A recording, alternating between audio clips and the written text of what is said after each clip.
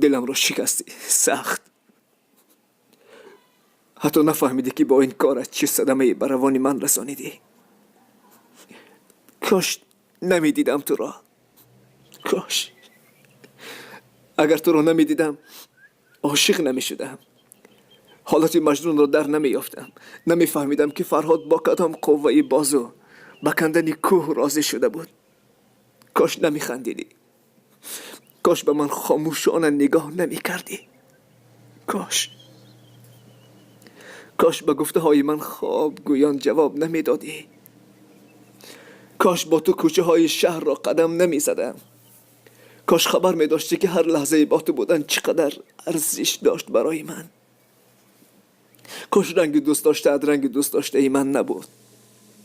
کاش قسمت مرا با تو شناس نمی کرد. کاش، صد کاش. افسوس. میفهمی تو چیکار کردی؟ دل بیگناهی مرا شکستی. چی بدی کردم با من؟ چنین بیوفایی کردی؟ چی؟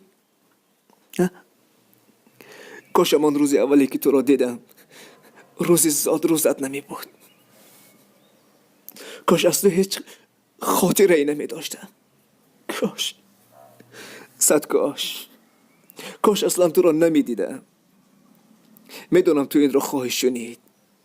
فقط یک کار کن. برایم دعا کن. برایم دعا. برای خودت نیز دعا کن که مثل من کسی دلت را نشکند.